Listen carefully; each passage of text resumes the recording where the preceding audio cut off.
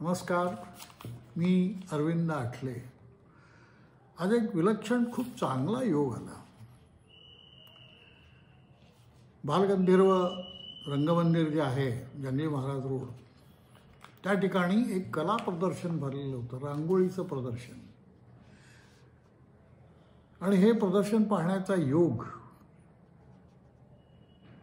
आज आला आणि एक अतिशय सुंदर भाग आपल्या आयुष्यातला आपण आज बघितला, याचं समाधान मनाला झालं।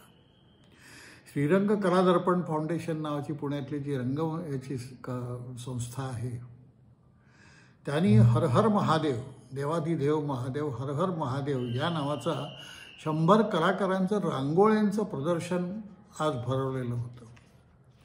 या रांगोळ्या पाण्यावर काढलेल्या होत्या, काही पाण्याच्या मध्ये होत्या, काही पाण्याच्या खालच्या होत्या। आणि रांगोळ्या आहेत का पेंटिंग आहेत असा संभ्रम पडावा, इतक्या सुंदर रांगोळ्या माझ्या आयुष्यात मी कधी बघितल्या नाहीत। आणि त्यामुळे एक विलक्षण असं एक दुसरंही एक काम त्या ठिकाणी झालं की अहमदनगरचे प्रमोद कांबळे जे मूर्तिकार आहेत, अतिशय मोठमोठ्या मूर्ती त्यांनी बनवलेल्या आहेत, भारतात प्रसिद्ध मूर्तिकार आहेत ते। त्यांचं एक डेमो झालं की चित्रकला कशी काढावी, पेन्सिलला टोक करण्यापासून बाकी सगळं कसं काय करावं हे शिकवणारा त्यांचं एक डेमो, अर्ध्या तासाचं जवळपास त्यांचं व्याख्यान। हे सगळं व्याख्यान मी माझ्या सुदैवाने आज चित्रित केलं होतं आणि ते आपल्यासमोर ठेवायला मला अतिशय आनंद होतो। त्यांची जी मतं आहेत चित्रकलेविषयी, मूर्तिकार आहेत, अतिशय उच्च दर्जाचे मूर्तिकार आहेत।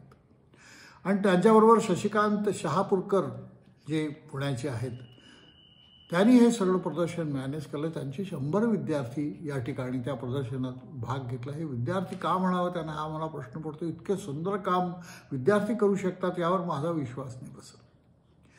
आणि त्याचबरोबर महादेव गोपाळे हे एक पेंटर मुंबईचे जे रंगकलाकार आहेत, तेही आले होते। त्यांचेही 2 शब्द त्या ठिकाणी ऐकायला मिळाले।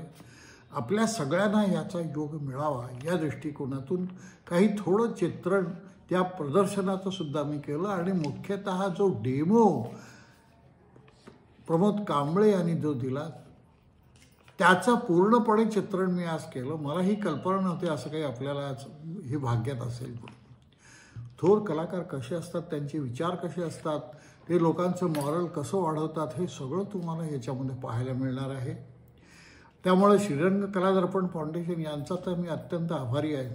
आणि तुम्हीही हे प्रदर्शन पाहिल्याशिवाय राहू नका। अत्यंत एक सुवर्ण संधी आहे, ही सुवर्ण योग आहे, हा जरूर आपण पाहावा अशी माझी तुम्हाला कळकळीची विनंती आहे। नमस्कार, पाहता।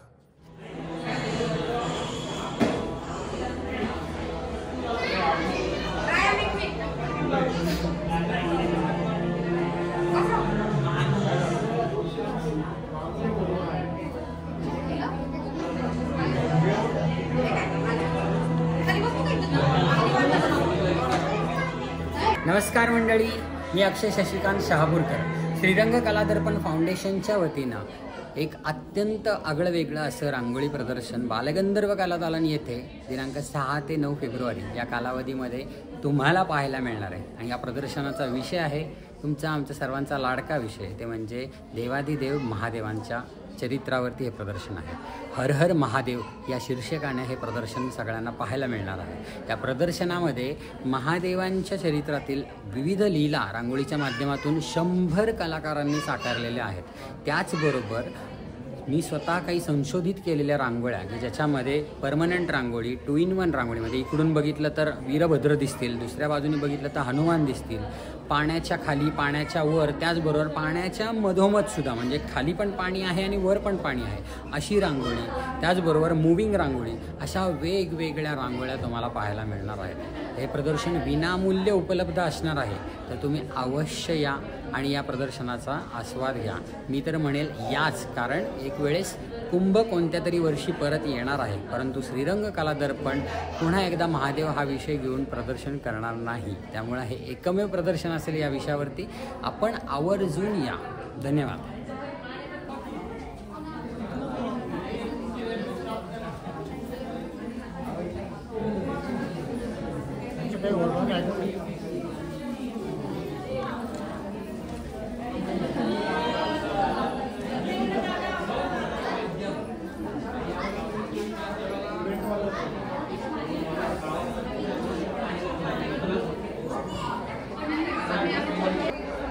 पृथ्वीवरती गंगा अवतरण याची ही रांगोळी आहे.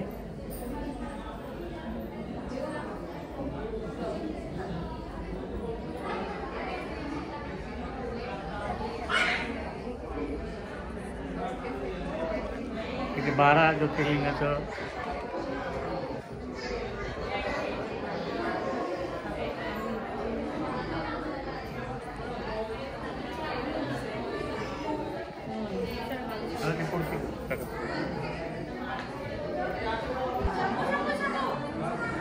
एका बाजूने बघितल्यानंतर आपल्याला वीरभद्राचं दर्शन होते.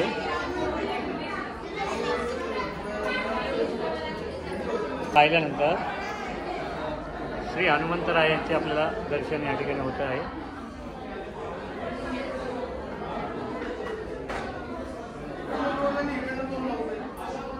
या 12 ज्योतिर्लिंगापैकी श्री सोमेश्वरांची ही रांगोळी आहे.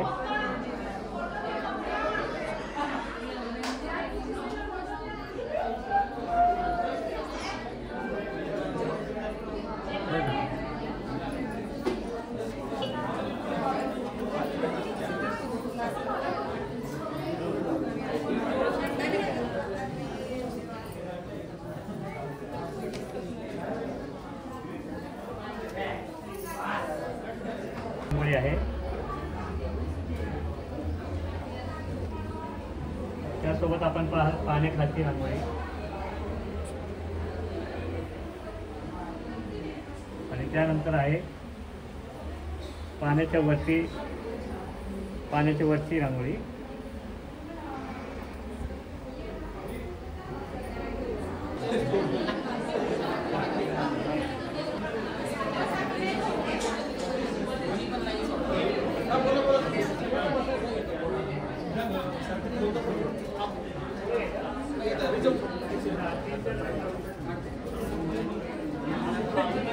श्रीरंग कला दर्पण पुणे फाउंडेशन यांच्यातर्फे 6 फेब्रुवारी ते 9 फेब्रुवारी सकाळी 8 ते रात्री 9 पर्यंत आपले इष्टदैवत महादेव यांच्यावर हर हर महादेव हे प्रदर्शन, रांगोळी प्रदर्शन आम्ही आयोजित केलं आहे.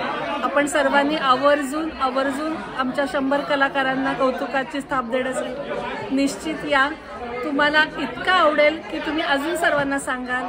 आम्ही सर्व कलाकार आपली वाट पाहतो. आपण जरूर या. हे बघा, कुठलीही चित्रकलाकृती ही कम्प्लीट नसते. आमच्याही कामामध्ये चुका होतात. आजही कदाचित त्या लोकांच्या लक्षात येत नाही. आम्हाला थोड्या दिवसानंतर लक्षात येत की ती काही चूक झाली. असं काही नाही की आम्ही एकदम 100% बरोबर करतो. पण मी देखील तुमच्यासारखा चुका सुधारत असं काही झालं नाही की देवाने एका रात्रीत जादू केली आणि दुसऱ्या दिवशी माझं एकदम चांगलं चित्रायला लागलं. असं झालंय का? असं कोणाच्या बाबतीत होत नाही.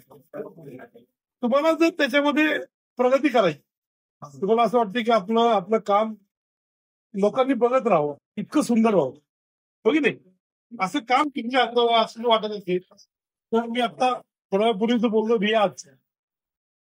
जसं संगीत शिकताना तुम्हाला सारे गम स्वरांचा रियाज करावा लागतो, है की नाही. नृत्य करताना तुम्हाला ताल पायाच्या याचा रियाज करावा लागतो. कुठलंही क्षेत्र असलं, क्रिकेटमध्ये सगळ्या याच्यामध्ये मेहनती घ्यावीच लागते. रियाज सातत्याने एकच काम करून त्याच्यात मास्टर मिळवलं. तबला किती जरी तास ते काम केलेलं, बरोबर आहे. तर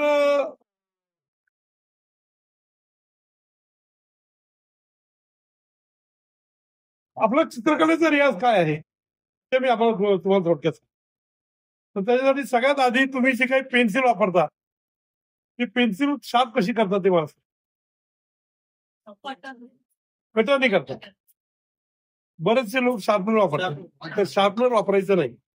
तुमची मुलं किंवा लहान मुलं तुमच्या आसपास ज्या असतील, जे कोणी ड्रॉइंग करत असतील, शार्पनरने काय होतं की तुमचं कॉन्सन्ट्रेशन होत नाही आणि आपलं काम हे सगळं कॉन्सन्ट्रेशनवर आधारित. तुम्ही जोपर्यंत एकाग्र होत नाही तोपर्यंत तुमच्या हातनं कलाकृती होत नाही, बरोबर ना? तर तुम्ही आधी या पेन्सिलला टोक करता आलं पाहिजे तुम्हाला, तिथून सुरुवात आहे वगैरे. तर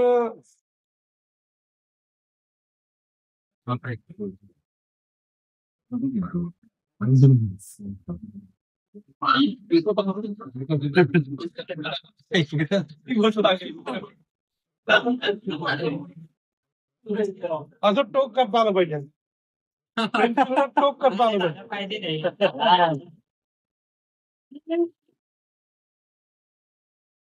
तुम्हाला आता अजून हे काय काय किती सेकंड पण लागले नाही स्ट्रोक झाला, पण इतकं सहज नाही येते, त्यासाठी पण तुम्हाला practice करावं.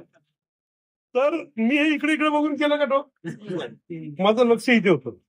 तर आपल्या चित्रकलेची सुरुवात ही कॉन्सन्ट्रेशन होते.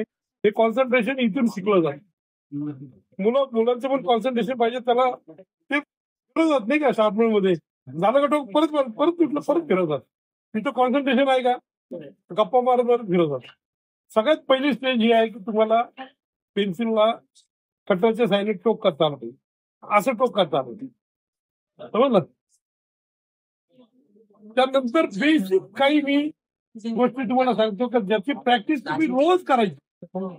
रोज कशावर आहे, वर्तमानपत्र करा, जो कागद मिळेल त्याच्यावर करा, हॉटेलमध्ये जेवायला ऑर्डर देतो वेटर तोपर्यंत टेबल खराब करा, काही करा, तुम्ही सारखं ड्रॉइंग करत राहिलं पाहिजे.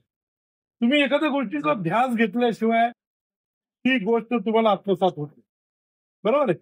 तुम्ही आधी ड्रॉइंग करायचं म्हणजे काय करायचं, तर सगळ्यात पहिल्यांदा मी काय केलं, याच्यावर असा हात फिरवला. तुम्ही बघितलं असेल काय लोक हात याच्यासाठी फिरवला की मी तयार आहे, कागद तयार आहे की नाही, बरोबर आहे की नाही? आपण याचा वापर करून ड्रॉइंग करतोय, तर आधी त्याला तयार केलं पाहिजे.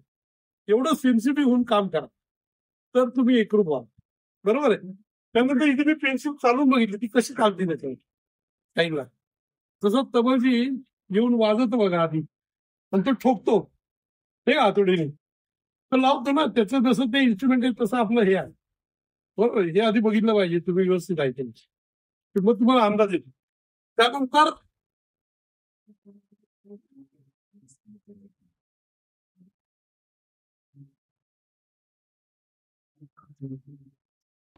सरळ रेषा काढता आली पाहिजे. सोपी वाटते, काढून बघा, एवढं सोपे नाही, प्रॅक्टिस शिवाय येत नाही. त्याशी गोल होते, इकडे राऊंड होते, असा हात आपोआप खाली येतो. सरळ रेषा काढता आली पाहिजे, त्याच्यासाठी प्रॅक्टिस करा. रोज नुसते सरळ रेषा काढायची. तुम्हाला काही तुमच्या ओळखीचे लोक किंवा बघणं म्हणतील काय वेळ लागला काय सरळ रेषा काय काढताय, हाच मेन रियाज आहे, समजलं? तर अशी रेषा काढायची, तसेच मागून पुढे काढायची. किती काढायची आडवी रेषा, तर पेपर पूर्ण काळा होईपर्यंत काढायची. प्रॅक्टिस किती करायची, तर अशी सुरुवात केली तुम्ही, हे रेषा काढून काढून पेपर काळा झाला पाहिजे. असं नाही का मध्ये मध्ये असं शॉर्टकट नाही करायचं, लाईन्स करूनच पेपर काळा झाला पाहिजे, समजलं? तर असे करा. नंतर ही एक स्टेज झाली, दुसरी ही आहे, तिसरी ही आहे, वरून खाली, चौथी खालून वर, वरतून खाली, खालून वर, या अशा लाईन्स करत राहायच्या. खालून वर अशी लाईन काढायची, म्हणजे पेपर फिरवायचा आणि लाईन काढायची असं नाही करायचं. पेपर तसंच पाहिजे, तुमचा हात असा गेला पाहिजे, समजलं? कारण हे बरेच लोक करतात असं म्हणून झाले. नंतर एक पॉईंट घ्यायचा असा,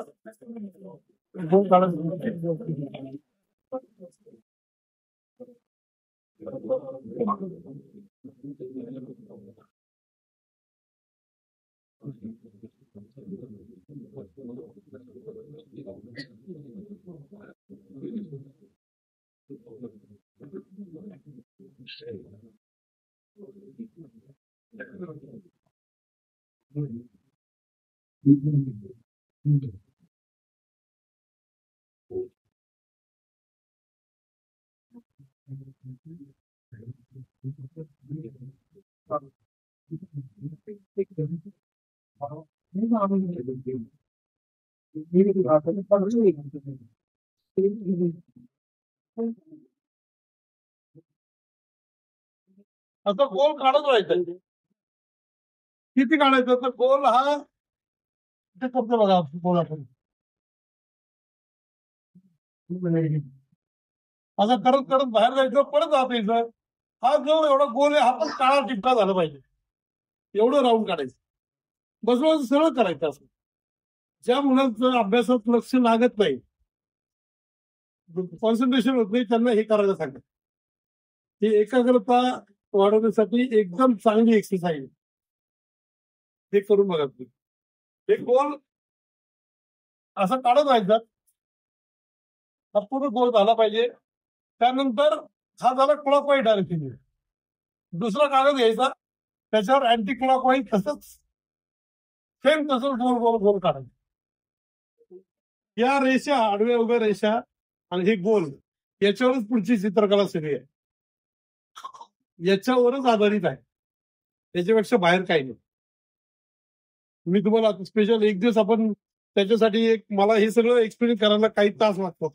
मी तुम्हाला या रेषांचा उपयोग चित्रामध्ये कसा होतो, ड्रॉइंग कसं काढलं जातं. तुम्हाला एखादा चेहरा काढायचा आहे, तुम्ही चित्र काढता एखादं, पण तुम्हाला काय चूक झाली कळत नाही, तर अगदी साधे साधे म्हणजे जास्त माझ्याकडे जे विद्यार्थी येतात त्यांच्या मेजर चुका काय झाल्यात ते सांगते. एक तर परमेश्वराने सगळ्यांना सारखं बनवलं, एकसारखं, 2 डोळे, नाक, ओठ सगळ्यांना तसं बनवलं. त्याचं जे बेसिक प्रपोर्शन आहे ते तुम्हाला सांगते. ते चुकतंय का तुम्ही चेक केलं का तुमचं चित्र बनवलं. सगळ्यात पहिलं म्हणजे डोळे. त्या 2 डोळ्यांच्या मध्ये एक डोळा बसेल एवढं अंतर आहे सगळ्यांचं. कुणाचंही बघा जगात 2 डोळ्यांच्या मध्ये इथून इतकं जे अंतर आहे तेवढंच अंतर 2 डोळ्यांच्या मध्ये, सगळ्यांचं तेच आहे, कुणाचा फरक नाही. ते अंतर एक तर कमी होतं किंवा जास्त होतं, आणि कुठे चुकलं आपल्याला ते कळत नाही चित्र. बरोबर आहे. अजून एक गोष्ट, आपला हात, आपला चेहरा एवढाच आहे बरोबर सगळ्यांचा. असं करून लागा, एवढाच हात आहे तुमच्या, हाता एवढा चेहरा आहे सगळ्यांचा, आणि त्याच्या 7.5 पट आपली बॉडी आहे. प्रपोर्शन तेवढं बघायचं तुम्ही, तर आपली फिगर बुटकी झाली, उंच झाली तुम्हाला कळेल. एकदम सोपं. दुसरं, कान खालीवर होतो बऱ्याच लोकांचा, तर भुवई आणि नाक याच लाईनीत सगळ्यांचा कान आहे, सगळ्यांचा जगात कोणाचाही चेक करा, हे भुवई आणि नाक याच मापात कान आहे. कोणाला इथं आहे का वरती खाली येत नाही, सगळ्यांचं त्याच मापात आहे. या बेसिक गोष्टी लक्षात ठेवा, तुमचं चित्र चुकणार नाही. एकदम बेसिक आहे. आलं लक्षात. तर आता हे तर मी तुम्हाला अगदी बेसिक गोष्ट सांगितली कशी करायची. त्यानंतर तुमचा हात असा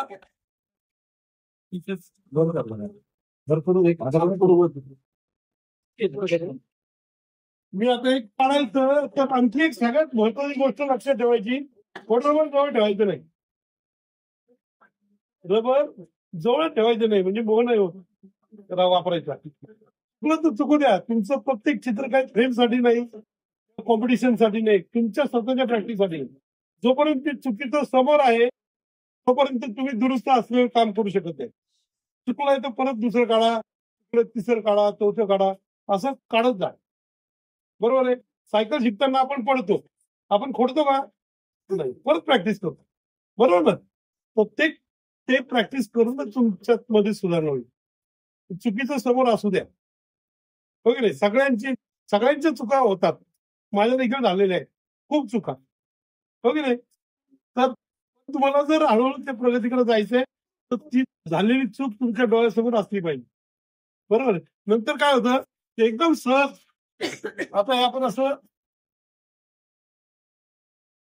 कसंही आपण काढतो,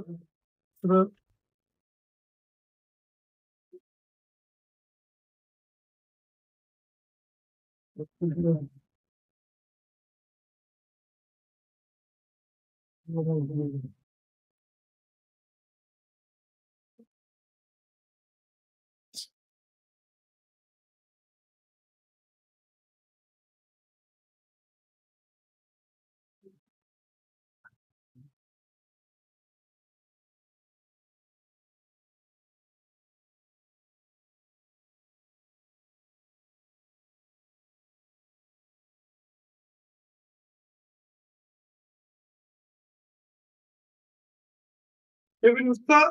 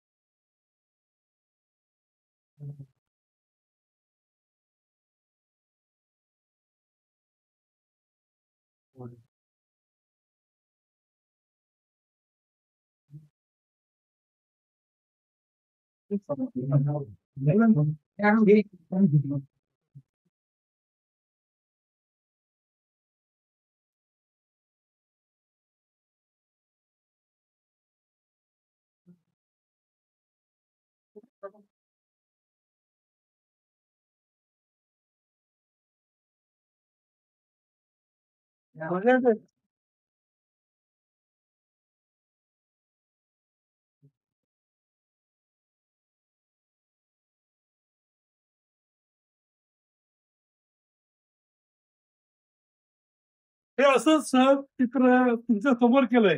काय रबर वापरलं, कोणलं घाबरत घाबरत केलं असं नाही. हे कशामुळे होतं तर केवळ रियाजामुळे होतं. तुमच्यापेक्षा मी काही वेगळा नाही. कुठेही परमेश्वराने जादू नाही केली. माझी चित्र तुमच्यासारखी चुकत होती. तुम्ही जर प्रॅक्टिस केली तुम्ही देखील करू शकता. काय? असे बरेच प्रकार म्हणजे आता समोर बसलेल्या व्यक्तीने देखील 10-15 मिनिटात चित्र तयार होतं आणि बसल्यानंतर अर्धे असं काढतो. याचे खूप फायदे आहेत. तुम्ही एखाद्या व्यक्तीचं समोर चित्र काढलं तर काय बोला कुठे गेला तरी तुम्ही डिमांड बसता. कुठेही जा. आम्ही एअरपोर्टवर कुठेही रिकामी बसत नाही. आम्ही चित्र काढत असतो. मी आता माझ्या मित्राच्या लग्नात गेलो होतो गोव्याला. सगळे अमेरिकेतले सगळे त्याचे मित्र आले होते. तर ते गोव्याला रिसॉर्ट त्यांनी घेतलं होतं आणि रिसॉर्ट घेतलं तर त्यांना ते मेहंदीचे कॉन्ट्रॅक्टर असतात ना लोक, ते निघून गेले मेहंदी काढून. त्याच्यानंतर त्याचे एकदम जवळचे नातेवाईक त्याचे मेवणे ते जवळचे सगळे नातेवाईक आले त्यांच्या हातात मेहंदी नाही. ते सगळे मेहंदीवर परत ते फोन करतात हे करतात. ते म्हणजे आता मेहंदी गेल्या मुलींच्या मेहंदी काढण्याची आता काय करायचं. मला म्हणतो मी तर काय करते त्याला म्हणतो थांबा जरा मी स्केचिंग करत होतो. ते झाल्यावर मेहंदीचा फोन घेतला. म्हणजे तुम्ही कुठला डिझाईन करा म्हणलं तुमचे मिस्टर कुठे आहेत. त्यांना समोर बसवलं आणि त्यांचं चित्र मेहंदीच्या कोण त्यांच्या हातात आलं. रात्री जवळजवळ 20-22 चित्र काढली. तर दुसरे सगळ्या बायका सांगत मला नवरा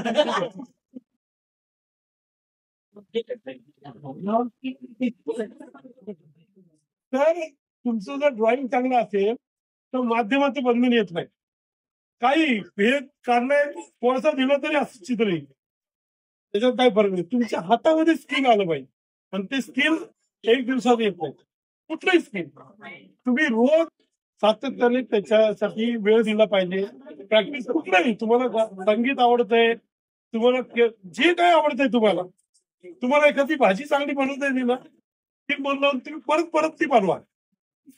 पण त्याच्यात मास्टरी असली पाहिजे. लोक म्हणले पाहिजे नाही ही पाहिजे ना ही भाजी यांचीच हातची खातो अशी मास्टरी आहे. पूर्वीच्या असं होतं ना सगळं तेच वस्तू त्यात पेन्सिल कागद तेच आहे. पण त्याला वेगळा आयाम तेव्हाच येतो जेव्हा तुम्ही त्याला रियाजाची जोड देतो. रियाज खूप महत्वाचा आहे. कुठल्याही क्षेत्रामध्ये तुम्ही जर सातत्याने काम केलं तुम्हाला ते शक्य आहे. हे मला दाखवायचं होतं. आता याच्यात अजून खूप म्हणजे जसं काम करत जाऊ तसं एक चित्र अजून फुलत आहे. आता किती वेळ तुमच्याकडे आहे मला माहिती नाही.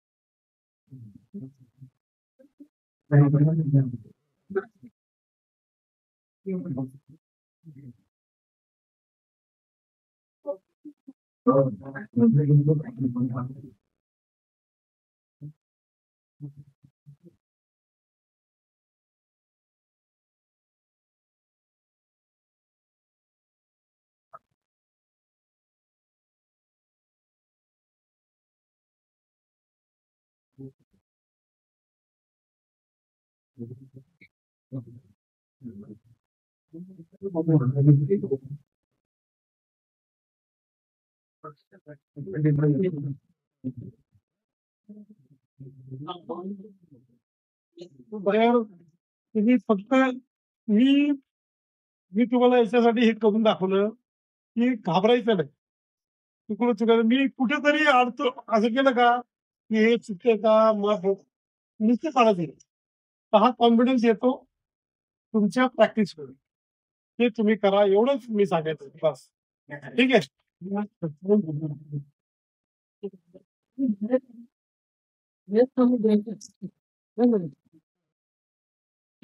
होण्यासाठी किती कष्ट की सरांनी मगाशी आम्हाला अनुभव काही गोष्टी सांगितल्या. खरोखर म्हणजे प्रत्येकाच्या जीवनामध्ये जे अनुभव आहेत त्या अनुभवातून इथपर्यंत पोहोचले. सरांचे तर एवढा अनुभव आणि एवढी जर तुम्ही ऐकला असाल पाहिला असाल तर म्हणजे जेवढं त्यांनी संघर्ष केलाय तसंच हा संघर्ष प्रत्येकाने करावा आणि हे चालू ठेवावं.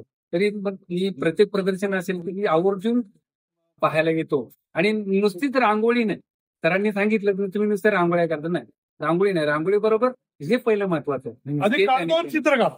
हे स्केचिंग तर रांगोळीचं काम तुमचं आणखी चांगलं होतं. हो. आता कसं कागदावर प्रॅक्टिस करा. आता कसं सोशल मीडिया आल्यामुळे झेरॉक्स मिळतात, मोठमोठे मेम मिळतात. पूर्वी आम्हाला एक एक पानाचं एक एक तुटलेल्या पानावर आम्ही चित्र केलेली आहेत. ते मिळत नव्हतं. पेपर ब्राऊन पेपर स्केच वगैरे करून फॉलो करा.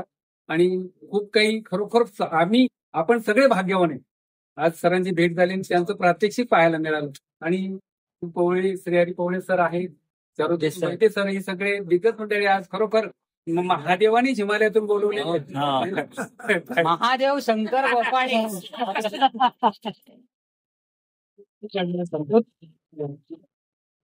आणखी काय तुम्हाला प्रचिती पाहिजे? आणि मला नाही वाटत आता सरांनी प्रत्येक प्रदर्शन बघितलं. मी तर म्हणतो सरच याचे साक्षीदार आहेत की यासारखं आतापर्यंतचं प्रदर्शन किंवा त्याची उद्घाटन सोहळ्याची अशी उपस्थिती त्याच्या आधी कधीच झालेली नाही. आणि खरे मी प्रदर्शन पाहिली म्हणजे ज्याच्यावेळी सुरुवातीपासून ज्या प्रदर्शनामध्ये तुमच्याकडनं जी कामं झाली म्हणजे ज्या रंगसंगती किंवा मागचे बॅकग्राऊंड वगैरे म्हणजे खूपच तुम्ही चांगली प्रगती केली. म्हणजे रांगोळीमध्ये खूपच चांगली. जशी रांगोळी प्रगती केली तशी स्केचिंग मध्ये सरांनी सांगितलं पेंटिंग पण करत राहा. आणि नाही जरी केलं तर हल्ली एक फार मोठं आता सरांना एक सरप्राईज दिलं होतं. म्हणजे सरांना की कुणाचं लग्न असतं, कुणाचा वाढदिवस असतो, कुणाच्या मुलांना स्केच करा किंवा त्या लग्नात नवरा नवरी तो फोटो हे प्रेझेंटच्या. त्याच्यामुळे आपली हात चालू राहतो. आणि त्याच्यासारखा आनंद कोणता नाही. ज्या वेळेला सरांना देत होतो त्यावेळेला किती धन ओतलं असतं तो आनंद मिळाला असता का?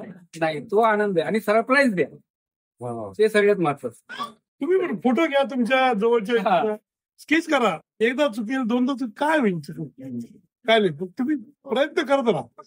असं काही नाही तुम्हाला येऊ शकत नाही. फक्त तुमचा ध्यान असला पाहिजे की आपल्याला ते अचीव करायचं म्हणजे करायचं.